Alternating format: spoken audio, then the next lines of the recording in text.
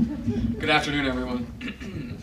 I'm Stephen Spatz, Assistant Outreach Librarian, and on behalf of Library Director Joe Lucia and the staff of Falvey Memorial Library, I'd like to welcome you to today's 2012 Presidential Election Lecture Series event, a post-election roundup featuring presentations by two professors from the Villanova Political Science Department, Dr. Theodore Arapis and Dr. John R. Johannes.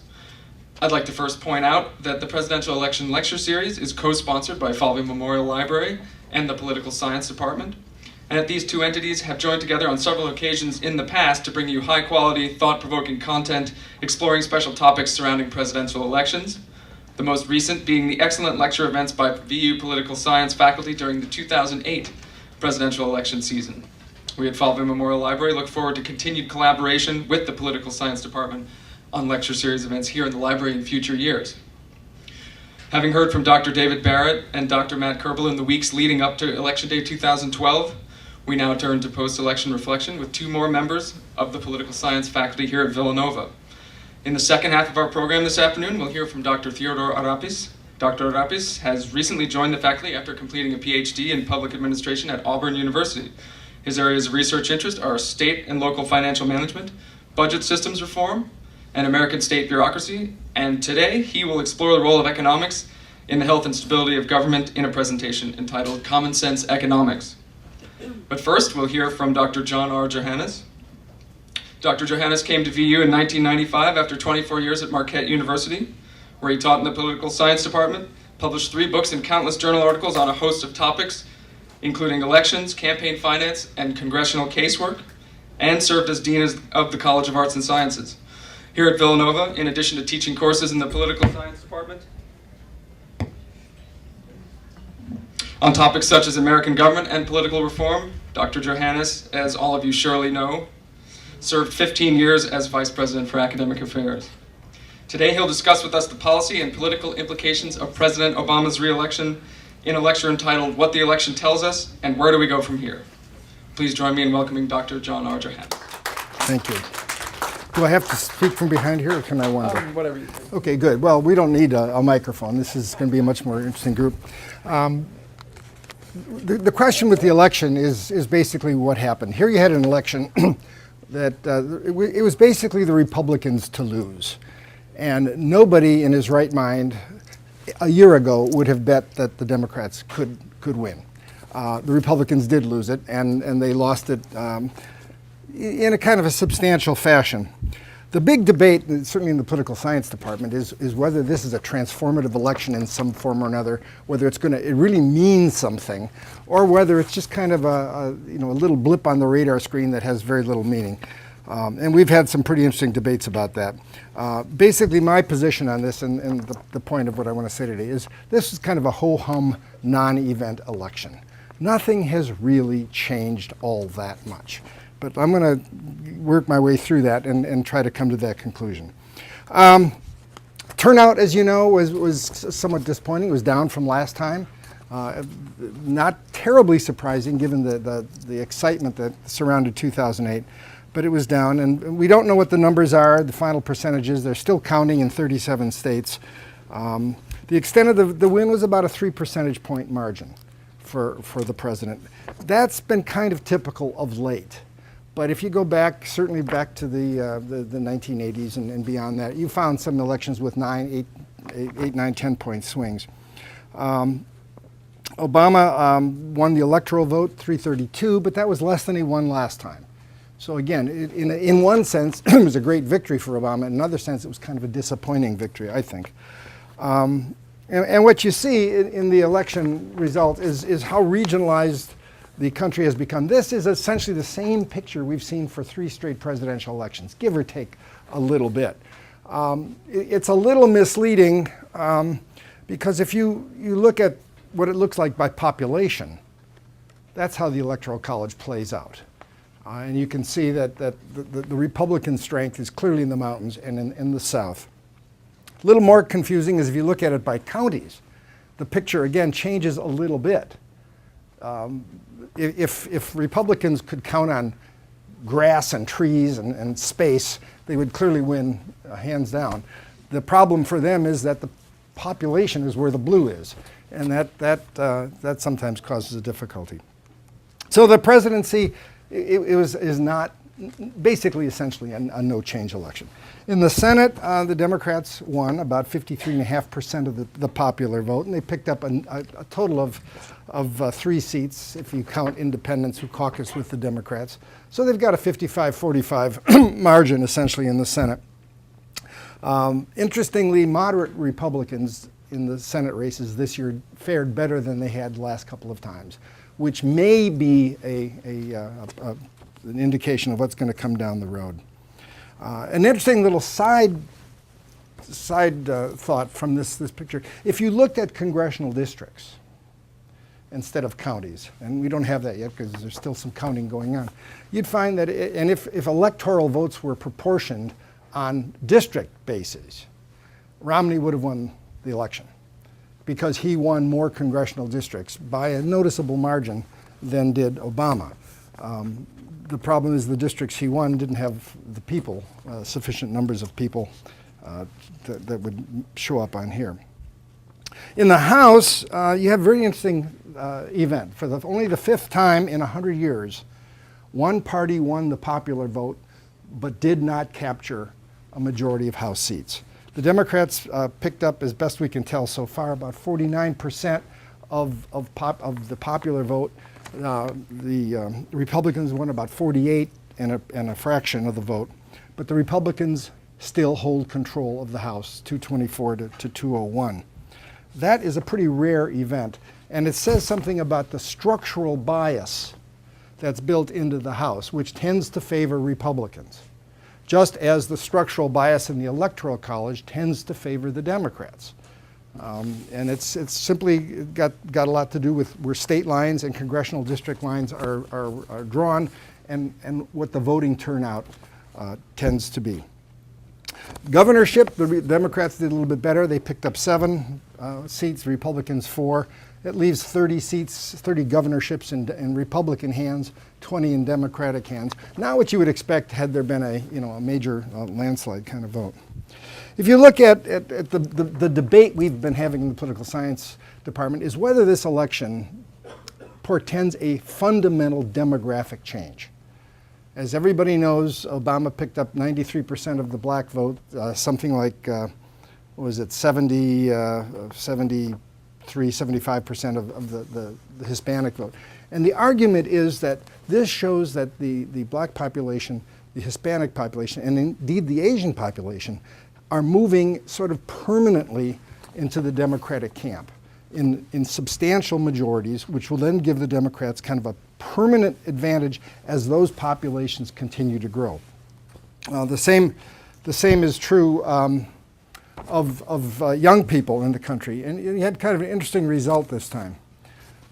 In the last 2 elections, well, first of all, it has always been the case in the last 40 or 50 years that older folks tend to be more Republican, younger folks tend to be more Democrat.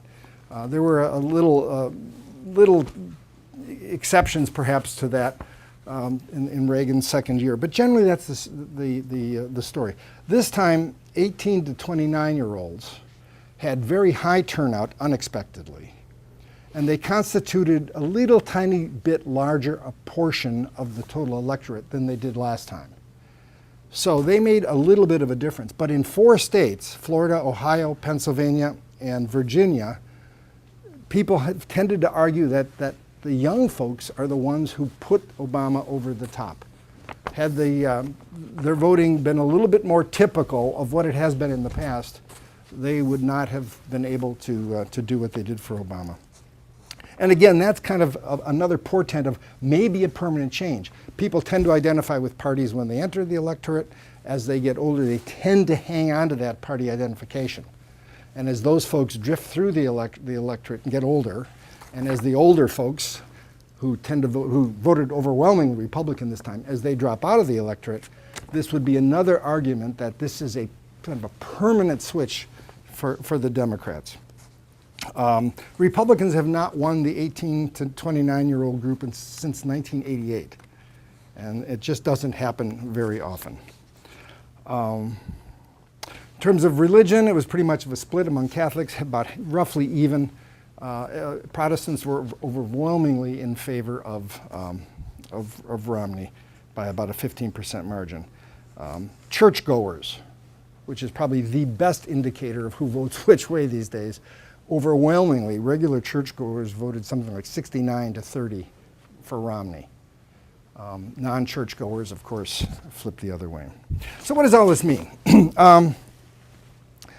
There's several meanings. First of all, the meaning for the political parties. Is this permanent trouble for the Republicans and a permanent advantage for Democrats because of the demographics and the Electoral College arithmetic? Republicans have lost the popular vote in 5 out of the last 6 presidential elections.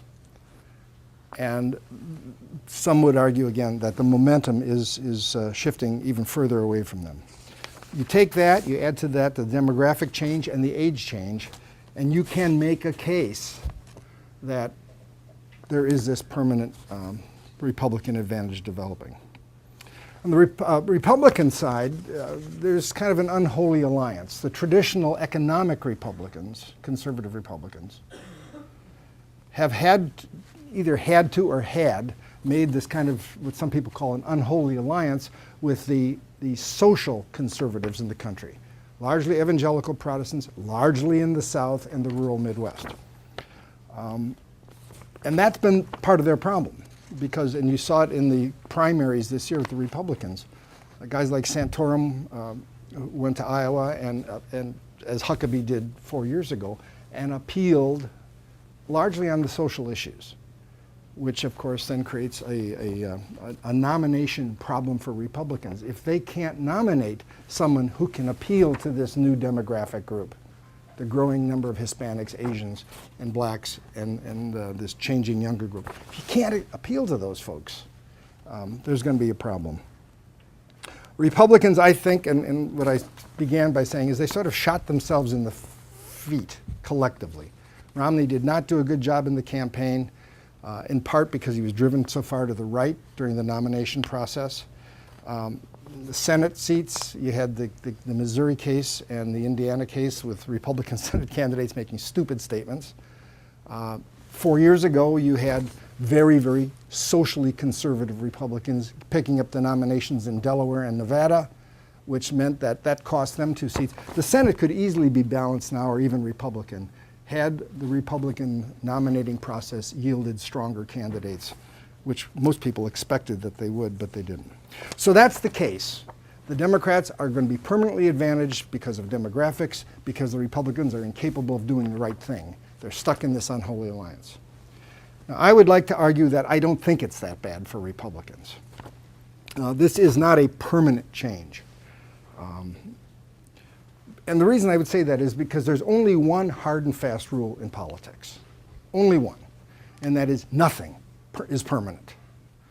Everything changes. Voters have very short memories. Issues change. Unexpected things happen. Candidates say stupid things. So nothing is permanent.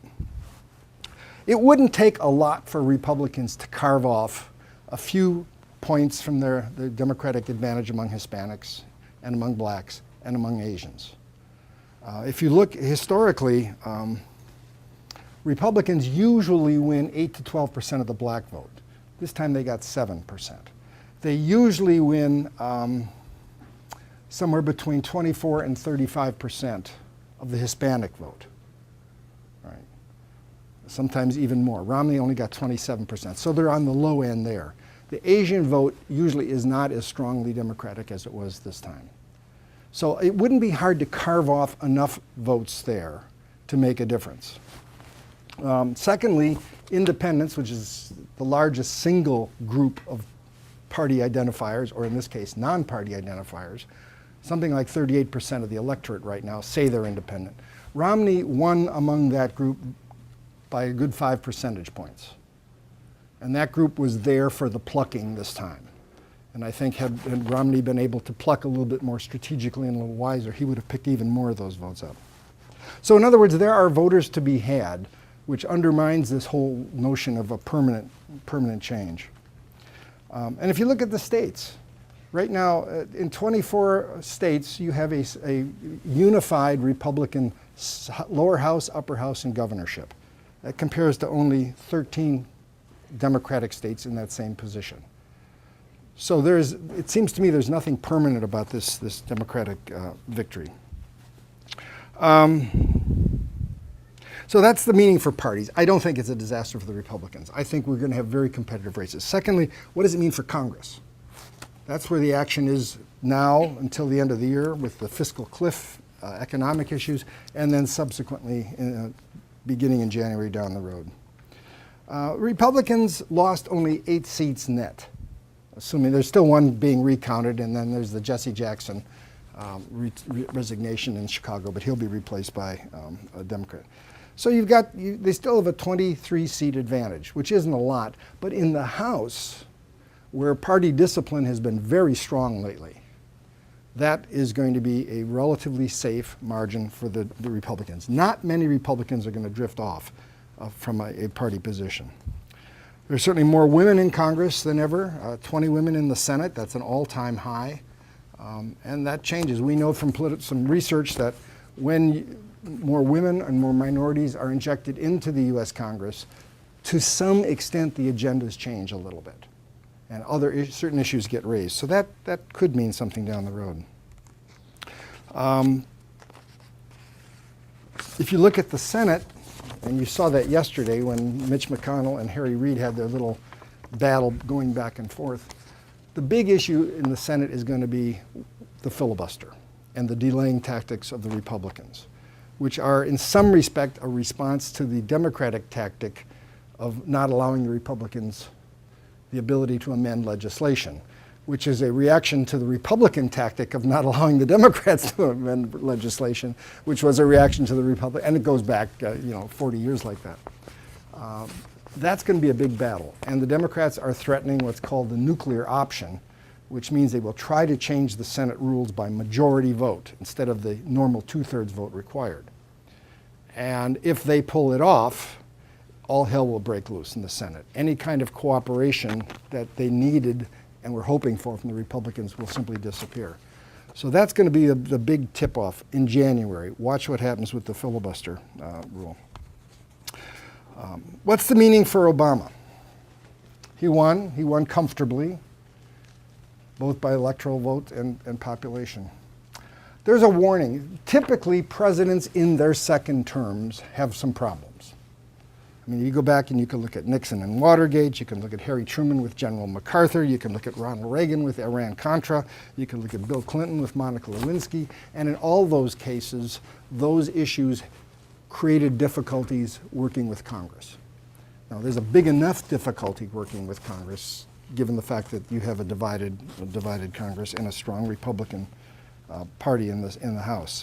So the question is, can Obama engage in the kind of negotiations that are required to pull his party a little bit more to the center, and can Boehner do the same thing in the House to pull his party a little bit more towards the center? That's the hope. I'm very doubtful. I think that there are too many Republicans who campaigned on a very hard line this time. We are going to do entitlement reform. We are not going to raise tax rates come hell or high water. Vote for us or against us, and people voted for them. Now they can come back and say, all right, we brought our message to the public, and they supported us. Over in the Democratic side, especially in the Senate, the senators can say the same thing. We brought our message of higher tax rates and protecting Social Security and so on to the voters, and the voters supported us. And Obama says the same thing exactly. So those are the mixings for stalemate.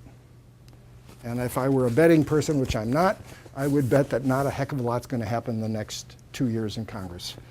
And so we will wait. So and plus on top of that, Obama's got a problem in his administration. Hillary Clinton's resigning, retiring. Leon Panetta is leaving. Geithner's leaving Treasury. And then the question is, how does he fill those slots? And will the Democrats in the Senate let him fill those slots without long delays? And there's been a series the last 2 years where the Democrats delayed the confirmation of his appointees only to lead him to appoint interim or make recess appointments, which are a way of skirting around the normal senatorial approval process, which gets the Republicans in the Senate angry and inclines them to oppose even more. So it's not going to be a free ride for Obama. Lastly, what's the meaning of this election going forward? What's going to happen 2 years from now? And I assure you, candidates who are thinking of running for Congress in 2014 are already looking at it. One woman from Virginia, Capito, just today announced she's going to run for the Senate there. People are lining up. People are already lining up for the presidential race in 2016. There have been numerous trips to Iowa already, all right, to start laying the groundwork. So we can expect interesting things. So what's going to happen in 2016? Who knows? You'll have very interesting candidates, though. Governor Christie says he's not going to do it. He might. Rubio, Jeb Bush, Bobby Jindal, Rick Perry's going to be back in. Santorum sort of hinted today he's going to be back in. McDonnell, governor of Virginia. There's lots of possibility on the Republican side. It's a stronger team than they brought to the game this year. This year's Republican nominee class was not very strong. The Democrats will counter with, maybe Joe Biden, although I doubt it. Certainly Governor Cuomo, maybe Governor Patrick from Massachusetts, and then of course Hillary Clinton. And there will be others floating around. So it'll be a free-for-all in both parties. And that makes a difference in terms of general election campaign strategy. Because what Obama could do this year was he didn't have any nomination problems, so he didn't have to spend. As soon as the Republicans picked Romney, Obama could turn loose all that spending against Romney and try to identify and label Romney as the guy from Maine, which they did. Right? Romney, meanwhile, had blown his entire campaign fund trying to get the primary, win the primaries. Right? Next time, that won't happen because both parties will have probably knockdown, drag them out primary battles. So that will change the landscape a little bit. As I did mention before, that there is a slight structural favor for the Democrats. More interesting is what's going to happen 2 years from now in the House elections and the Senate elections. Presidents, as you know, in off-year elections almost always lose seats in the House and in the Senate. And in their second term, they can be especially vulnerable if things don't go well. And that could easily be the practice. The out party typically picks up in an off-year election somewhere around 27, 28 House seats. And I don't think it'll be that bad, but it's almost, I would guess, that the Republicans will pick up more seats. And they'll do so in part because there is a structural bias in congressional districts. Right now, if you look at all the congressional districts around the country, there's about 190 of those that are essentially safe Republican. Almost impossible for a Democrat to win there. There's about 146 that are safe Democrat. So you got a difference of almost 50 seats, which the Democrats would have to pick up by knocking off Republicans in those remaining 30 or 40 seats. Remember, they have 224 seats now, 190 are absolutely safe. That only leaves about 30 potentially vulnerable. The Democrats would have to pick up almost all of them in order to convert the House to the Democratic side. That is highly unlikely, especially given the tendency to vote against the president's party in the off-year election. So my guess is you'll see in 2014 a growing Republican majority in the House. Over in the Senate, it'd be a little different. But again, like this year in the Senate in 2014, the substantial majority of seats that will be up for contest are owned by Democrats. 20 of the 33 seats are held by Democrats. And some of them are held by people who, according to speculation, are likely to retire, which means those become open seats, which means they could be very easily contested. So there is a possibility that despite the last two results, this year and 2 years ago, Republicans could capture the Senate. Then you would have a really interesting last 2 years of the Obama administration. You got Obama here and a total Republican Congress, including a strongly Republican House. facing him. So we will see what happens. And last thing I would simply want to speculate about, we can talk a little bit after a while in question and answer, is money. This year we spent over $6 billion, and when the final totals are in, it'll probably be a lot more than that. The most expensive election in history, $6 billion. What did it get us? Essentially nothing. The president was reelected, the Senate didn't change, but a couple of seats. The House didn't change except for 8 seats. The media got rich. A lot of people, New Hampshire made a lot of money during the primaries. Iowa, the economy got a boost. But it basically didn't get anything. And that, I think, just tends to go to show that the amount of money we're spending on elections these days, my students all love to say it's excessive. Well, I don't know what excessive means, but I do know it doesn't have much effect. All right? Once you get to a sort of minimally necessary level to get the message out, that's it. What is interesting, of course, is all the super PACs this year. The 501c groups and the 527 groups that you hear so much about.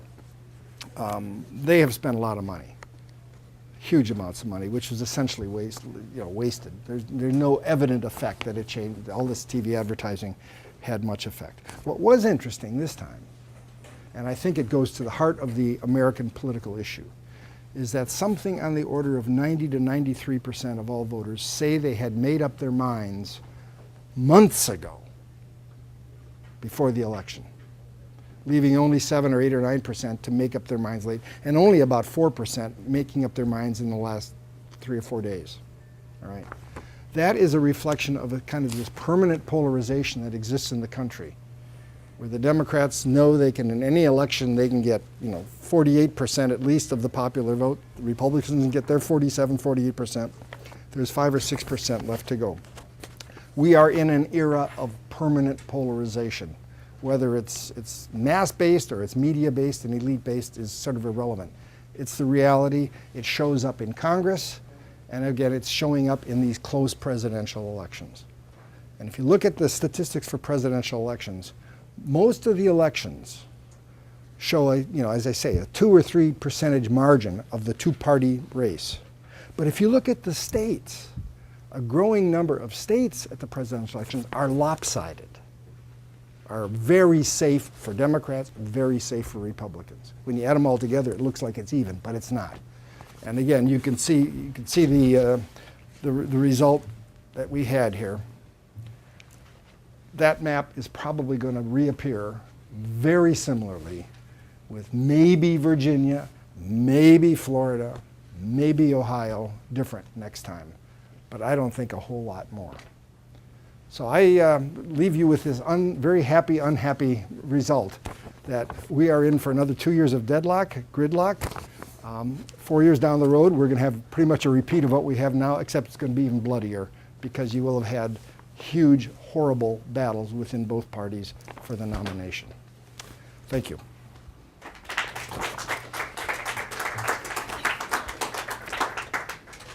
Theo, I'll get you out of here. And Theo's going to tell us all about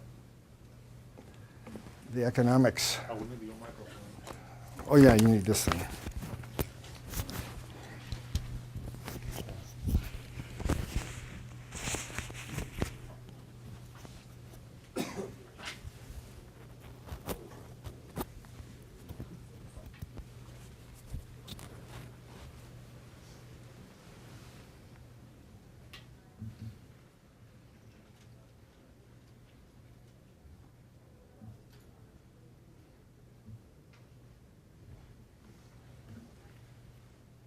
All right. First of all, let me thank Regina and Steve and everyone else who's been involved with this wonderful event. And I would like to thank you because you give me the opportunity to reach out to the community here at Villanova University. That's my first semester here, so it's important, this opportunity that you give me. What I've done here today is I have put together a little presentation entitled Common Sense Economics, where I would like to ask a few questions. I would like you to be involved. I'd like to have an interactive kind of presentation. And we're going to go through the creation of economics a few different economic thoughts, an evaluation of how the federal, state, and local fiscal condition looks like, what are the main problems, and what we can do to get over these problems. So first of all, let me ask you, when economics were first created? Be brave. I'm not trying to turn my presentation into a lecture, but I like asking. Anyone? Well, excuse me? Oh, other. Well, the modern economics came out in the 17th and 18th century. And why is that? Simply because of the Industrial Revolution. The Western economies start changing from agrarian into industrial economies. And you understand what this brought is the, if you want, it brought the requirement for us to create a system that it would promote transactions between people, also guarantee efficiency in production and full employment. Now, what are certain major questions that we ask with economics and certain problems, if you like, that we are trying to solve? First, how do we decide what to produce with our limited fiscal resources? If our resources were unlimited, then there wouldn't be any reason of having economics, and there wouldn't be any reason for me to be here talking or even having a job as a professor teaching finance and budgeting. The goal here is to figure out a way where the way we use our resources is efficient. And what do we mean by this? Simply, we don't waste any resources in things that we do. Second, how do we ensure stable prices and full employment? And third, which is, I think, perhaps the most important, is how do we provide a rising standard of living to ourselves as well as in future generations? Now, all these questions could be answered in different ways depending on the school of economic thought that we're going to use. I'm going to go briefly over the different schools of economic theory just to see how answers may vary.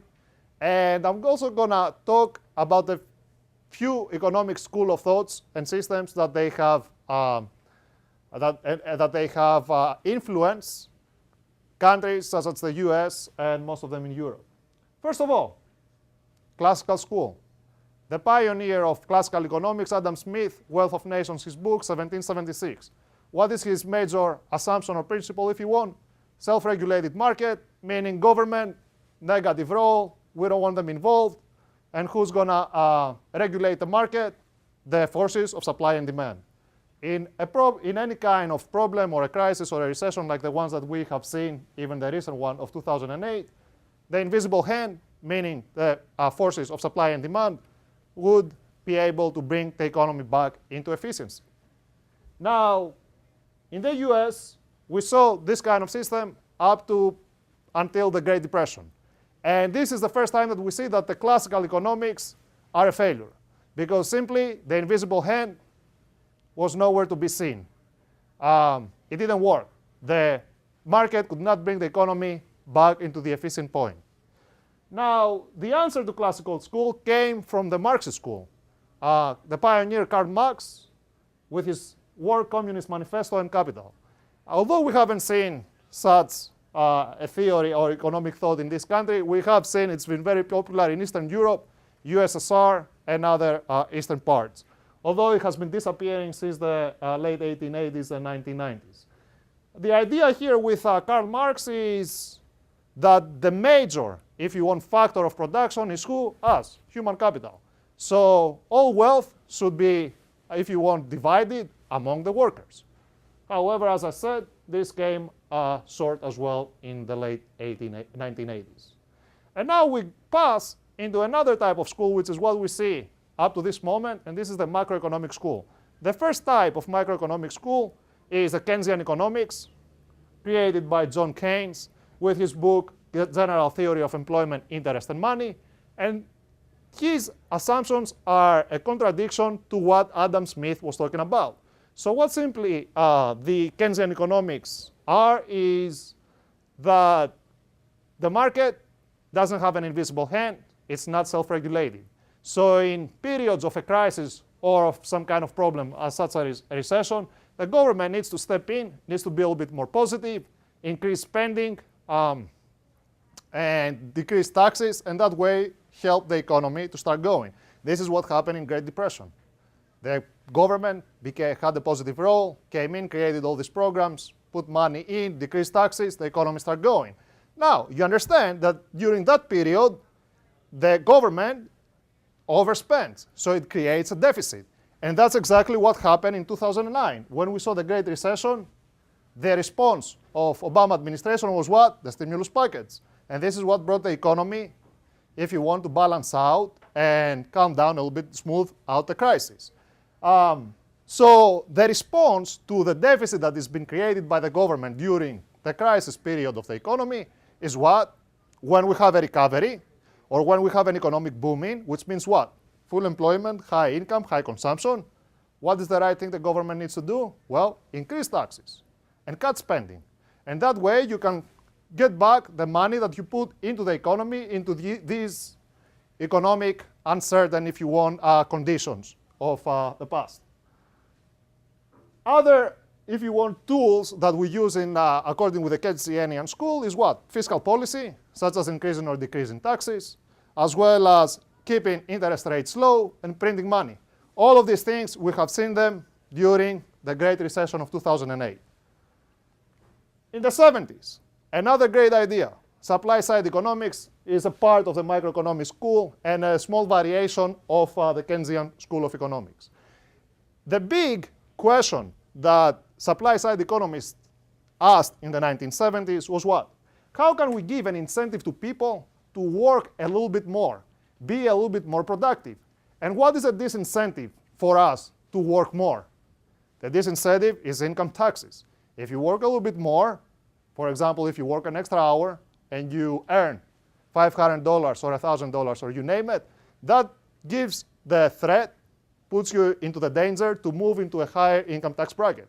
And once you move into a higher bracket, that means what? That you're going to pay higher taxes. And overall, at the end, there's the possibility of you making less money than before that you used to work less. So the supply-side economists start asking themselves, how can we motivate people to work just a little bit more and be a little bit more productive? And their idea, which I consider as brilliant, was what? Cut down the marginal tax rates. Meaning, tax rates at $1 extra should be very small. And that way, you give the incentive to people to work a little bit more and still pay the same kind of taxes. Although this idea was, as I said, brilliant, in the 80s we have Reagan and especially Bush Sr. coming with voodoo economics, also known as trickle-down economics. And in the US, there is a big misconception, and I want to place some emphasis on this, that those two, supply-side economics, voodoo economics and trickle-down economics, are complete different things. What we see with trickle-down economics is an oversimplification and generalization of the idea of the supply-side economics. Briefly, and in simple terms, because I think this is what we miss. We miss talking simple to people. Politicians just use very complicated language that no one understands anymore. Now, what does this mean? Give lower tax rates into high income levels of people. Why? Because you understand that people who have high income are the ones who are probably mostly involved with the production into the economy. Those are the ones who have industries, big corporations, and they can make investments. So by giving them lower income tax rates, that also means what? That they have disposable income. So this disposable income, the voodoo economists were hoping that these people who have this disposable income, they will put it back again into their business or corporation and create real wealth. And what we mean by real wealth in economics is create more income, more jobs, more consumption.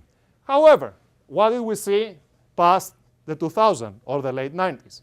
People with high disposable incomes, they put it where? Real estate and stock market. So they created fake wealth. And they created the bubble in the real estate and the bubble in the stock market, which are the major reasons of the financial crisis that we see, not only in this country, but all around the world. To me, what happens right now in the US, as well as in Europe, even in places in the Middle East, it's not just a coincidence or part of the economic cycle. I am more suspicious than this. So where we are today, and I have put here a little bit of a few data, and these are not my data or my views. These are things that they come out of the government.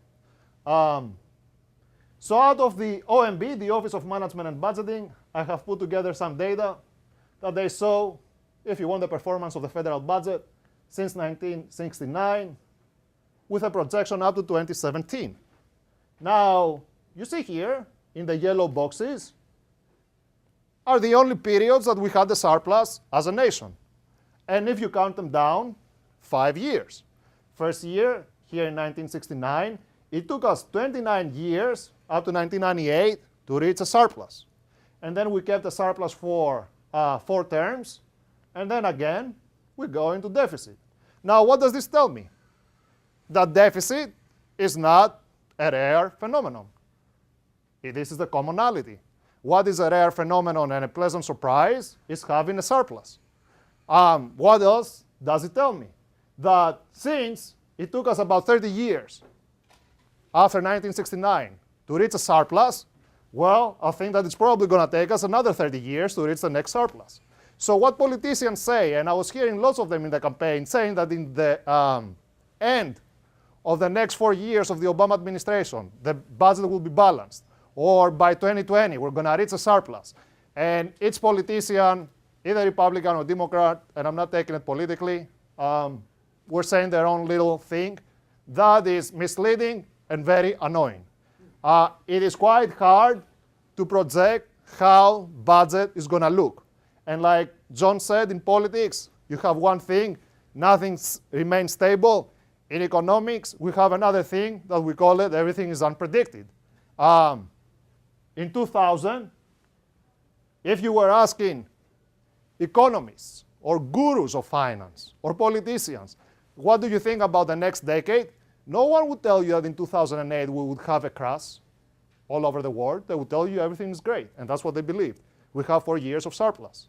So what I'm telling you now is that I think it's very immature from politicians and media to tell us that our plan targets into a balanced budget or a surplus budget in the next 4 years. You don't know that.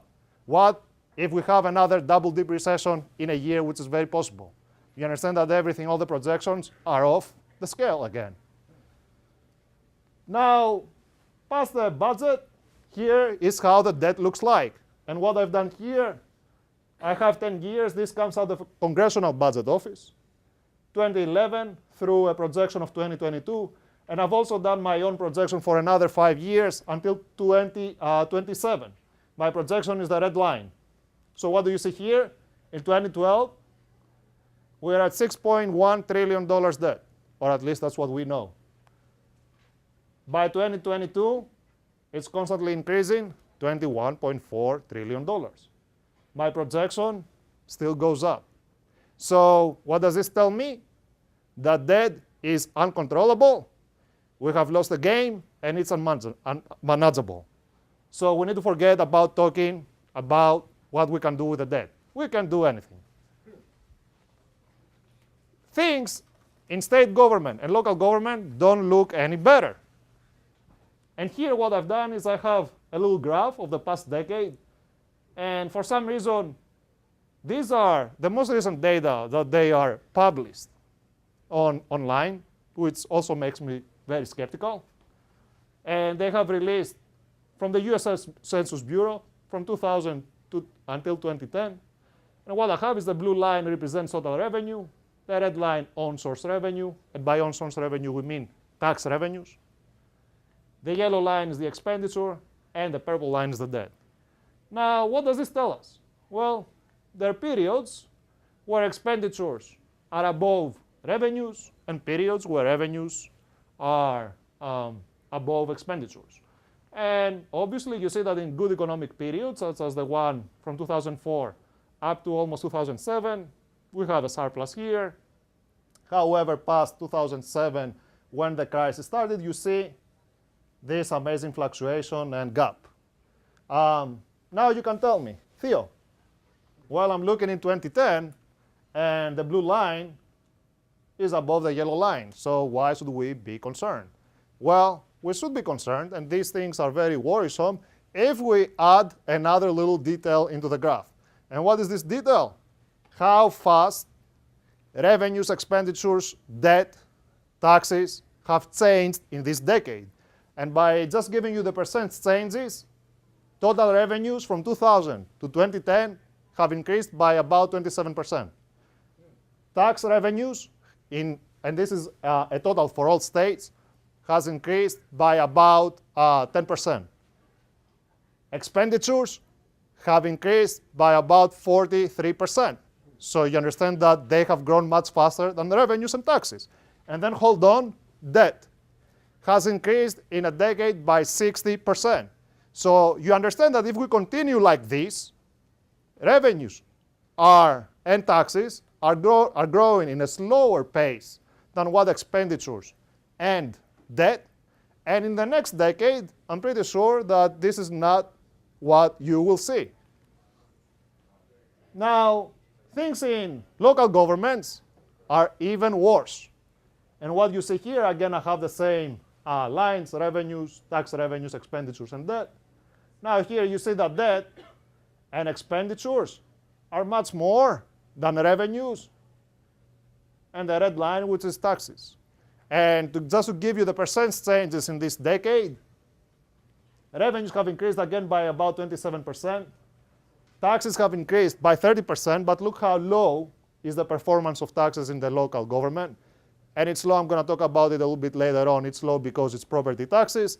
And we have a great problem in local government, increasing property taxation. We're going to cover this in a few slides. Expenditures have increased by 33%, but debt has increased by 50%. So again, the same conclusion. If we continue doing things like the way we do them today, in the next decade, things are going to be really, really bad. Now why? Why the data look like this? So let's go over some problems that I think are, as I call them, the atomic bombs or nuclear bombs of this nation, but not only of this nation. All over Europe, we have the same problems. The only countries that they don't face these problems are the ones that they're underdeveloping, such as China. And the reason is because they don't have yet put together social welfare systems like how the industrialized, more developed countries have done. However, China recently has started their own social security, Medicare, let's say, and Medicaid system, and they started what? Slowing down their economic growth. Recently, the numbers came down, and we are afraid that they're doing the exact same mistakes like how the Western world did these mistakes. So first of all, healthcare. It's a big problem, and we know that this is a big problem for at least 4 decades now. Let me give you some data. In 1993, 60 cents out of $6 of the whole US economy were spent for healthcare. In 2010, this became $1 out of $6. In 2020, $1.2 out of 6. 2040, it is estimated $2 out of $6 of the whole US economy will go to healthcare. Now, the estimation for 2020 and 2040 also include the new Obamacare or Obama healthcare plan. So what does this tell me? Healthcare is a problem. It's a monster. We know it. It's been out there for many decades. No matter what we do, it still goes up. Second, Medicare, another big federal program and very problematic, I would say. 3.6% in 2010 of our GDP, the gross domestic product, was spent for Medicare. In 2020, it's been estimated 4% of the gross domestic product will be spent on Medicare. Again, the same issue with healthcare. Medicare, it's been out there, it's been a problem, we know it for many, many decades. Nothing can stop this problem. Medicaid. Medicaid is a program that mostly affects state governments. So let's see what is the influence there. In 1985, 11% of total state expenditures were going to Medicaid. In 2010, 21%. Past 2012, I have question marks. And why is that? Because The data show a little bit of improvement between 2010 and today, but the reason of this improvement is technical. And what do I mean by this? It's because of the stimulus package. They released lots of money, it helped the states, it dropped down the expenditures, but we all in economics and finance are very concerned what will happen after 2012, that all this money out of the stimulus are done. I think the picture is going to get really, really bad there as well. And here is Social Security. This other big problem. And again, all these problems, it's not only of the United States of America.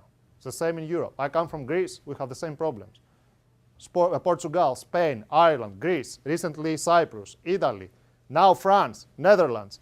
This is what all the problems that we have. Healthcare, Social Security, education, etc. So what we see here is I have put together a little graph where it shows the ratio between a worker and a retiree. And just briefly and simply to say that this is how Social Security is designed, that people who work pay taxes that will support the future retirees. So it was created, I believe, in 1937. So in 1940, pretty new program, lots of people working, not many getting retired. The ratio was about 100 to 60 workers to support one retiree. And as we move on, and let's jump down here, today it's about 3 workers to support one retiree. And the projection here is that by 2060, we're going to have 1.5 workers to support one retiree, almost 1-to-1.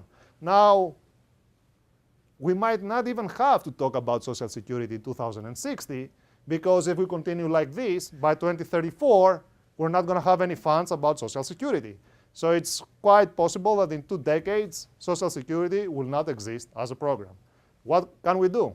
Well, the recipes of the past, which is what? Increase the Social Security taxes, increase the retirement age, and decrease the benefits. And this is what has been proposed, and also the privatization kind of idea. Again, what I'm proving here and what I'm trying to tell you is that it's a problem that we know for many, many years. Anything that we have done, it's not actually effective at all.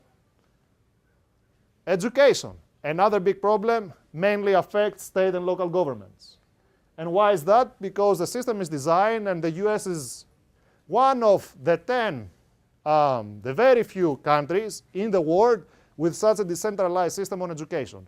And what do we mean by decentralized? Is that the financial and administrative responsibilities fall to state and local governments. Local governments take care of secondary and elementary education. State governments support the higher ed. A few data. And of course, this picture is getting even worse after the No Child Left Behind Act, where simply we see federal government telling the state and local government that now you're all alone. And if you do bad, you're going to be completely by yourselves. So what we have today is 1 out of $3 of total local and state revenues go to education, which is a pretty big deal. And the education spending will increase because enrollment will increase. And there is an estimation that in 2018, student enrollment will be increased by 10%. So you understand that all costs will go up. Picture gets even worse if you put into the equation benefits of teachers, unionization, retirements, all these problems.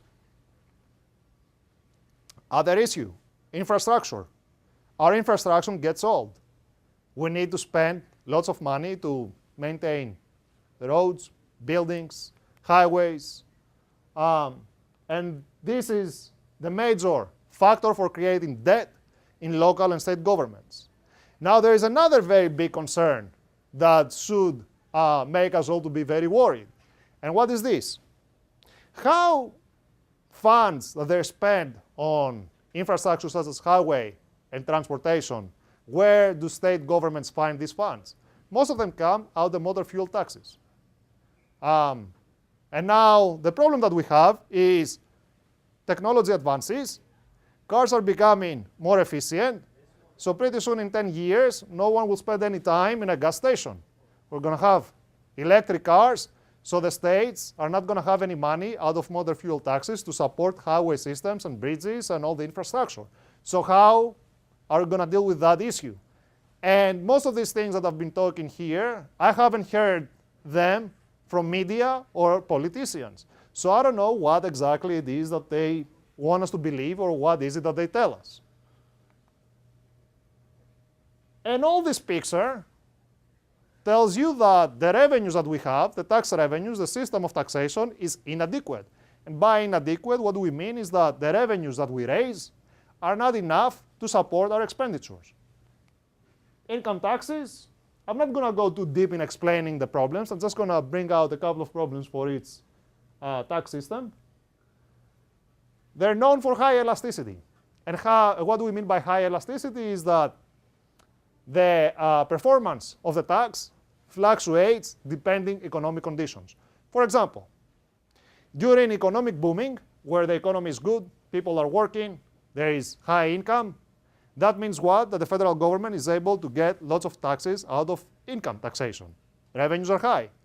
During recessions, like the one that we had in 2008, income is stable, people are losing jobs, so income taxation goes down, the revenues that we get from there. So that defines the elasticity of the tax. Another problem is that we have a very complicated system with lots of relief mechanisms, deductions, credits, exemptions, etc., which actually affect or decrease your tax liability. Let's go to sales taxes. Same kind of issue with elasticity. And again, during good economic periods, people are happy and buy any kind of thing that we see on TV. But in periods like the one that we saw in 2008 with the recession, what happened to consumption? Went down. And we saw that in retail sales taxes. But here there is another very, very big problem. Revenue loss due to internet commerce. Internet and internet transactions hurt the state governments. And I think it's time to take it very seriously, to think about that and figure out a way of how to place taxes on any kind of internet transaction. And then we go to property taxes, which affects, as I said, local governments as it's their main revenue source. What's going on with assessments? No one really understands how local governments assess the values of houses. And I don't want to say too many things about this because Philadelphia is very guilty on this part here. I'm amazed to see areas with low percent or 0% of property tax in Philadelphia, and at the same time, the way they try to address it is by putting a wage tax of about 4%, let's say, let's just make it a round number, to people who live in Philadelphia or work in Philadelphia. And that to me, I would love coming out of the South and being European to live inside Philadelphia.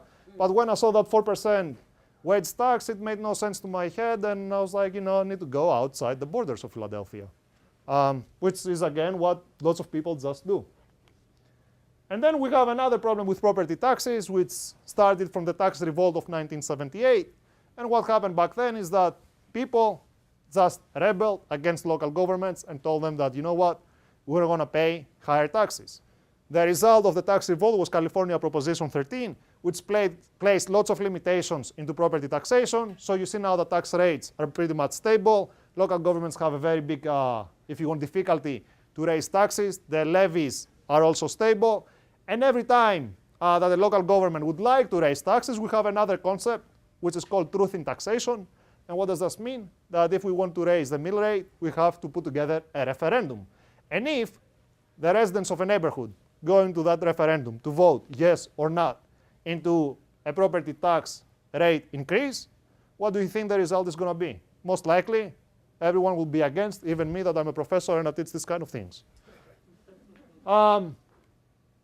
So, common sense. And this is, if you want, the conclusion of this lecture, and I will try to tie up all I said with my title, The Common Sense Economics. And I would just like to add a couple of things based on what I heard from Dr. Johannes. I don't think that we should look anymore politics as Democrats or Republicans.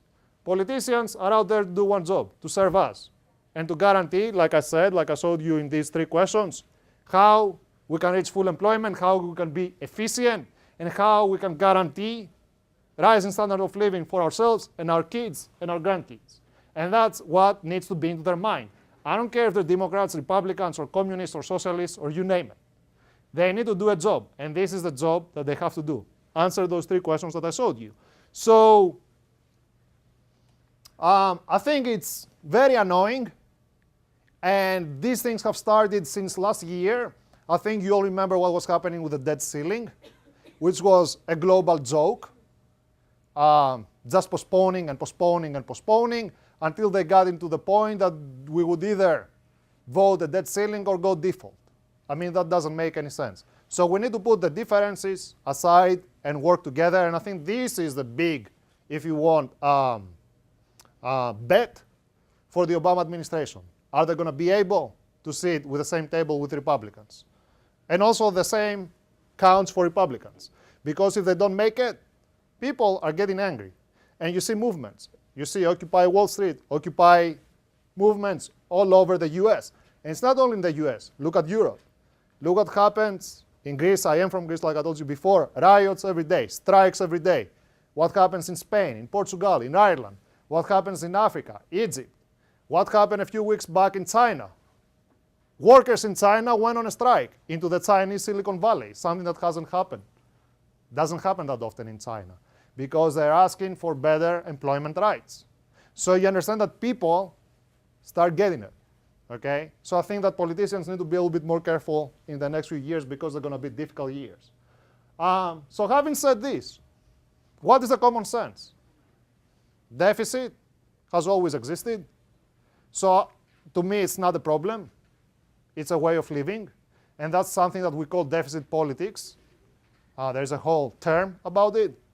Debt has also existed, and at this point, it's out of control.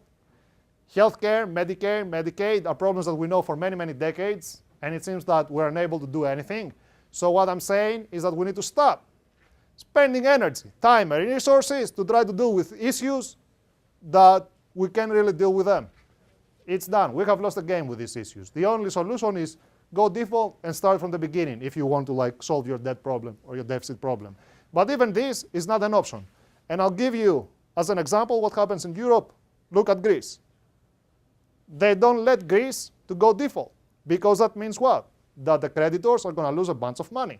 And Germany, I hope I don't have any Germans in my audience, are going to lose lots of money as well. So it's a money maker thing. You are in deficit and debt, it's a good thing. So what can we do? No more debt. Why should we issue any more debt since we can handle the one that we have right now? And it's not only that a choice that we in this country have to make to stop issuing debt, but it's a choice that needs to be made. Why is that? Who are the traditional, if you want, buyers of the American debt? ASEAN countries, China, Japan. Well, like I told you, the numbers for China that came out in the last quarter, they're pretty bad. So that means that in the next 5 to 10 years, they're going to have the same problems that the US has. Do you think that China, in the next decade, will be willing to buy our debt? They're going to have to deal with their own little problems. So, also another issue, what we see, investors are not interested anymore into buying government or treasury bonds. It's high risk and low return. And we saw this about this time last year. Germany failed for the first time after, in the post-war era, to sell their bonds. And Germany is one of the strongest economies in the world, and of course Europe. So there are signs out there that tell to the countries that, hey, you need to change the way you manage your finances. Don't go back into the same kind of story. Then, I see politicians, and that was the big part of this debate, spending all their time and energy talking about increasing or decreasing income taxes, increasing income taxes into high-income people, or the Republicans were saying we're not going to touch tax rates, but we're going to close the loopholes and the deductions and all that stuff. These are nonsense. And I'm just surprised that no one has talked about something which is extremely important in economics and public finance, the optimal level of taxation. Increasing taxes or decreasing taxes may have no result. We all are different individuals, and we will react differently in any kind of increase or decrease of a tax. So for example, by saying that I'm going to increase taxes to people who make over $250,000, which is what is the policy anyway of the Obama administration, that doesn't mean that all high-income people are going to be hurt. Some of them will take it. An example is Warren Buffett. He was the one who came out and said, I want to pay more. Other people will do something different. The same thing with decreasing taxes. We will not have the same effect. And predicting the same effect, the effect of some kind of, if you want, change on taxation, is impossible. So what I'm saying here is that we need to spend a little bit more energy and thought on how we can define the optimal level of taxation. What is this tax rate that will maximize production, that will maximize revenues, that will maximize income and consumption? It's a combination of all these things. So we need to stop talking about increasing or decreasing tax rates. Having said this, it's obvious that tax revenues are not effective. So maybe we need to look at some other different ways of financing our expenditures. And what is another way is non-traditional revenue sources. We see this in state and local governments, and perhaps state and local governments need to rely more on this type of revenue. Non-traditional revenue sources might be user charges and fees. We all pay certain fees and charges in our local governments for electricity, for sewer systems. This is the way. And unfortunately, people do not, if you want, comprehend then user charges and fees as a method of taxation. Because to our head, taxation is what? Something, a big, if you want, bill that comes once a year and makes us very unhappy most of the times.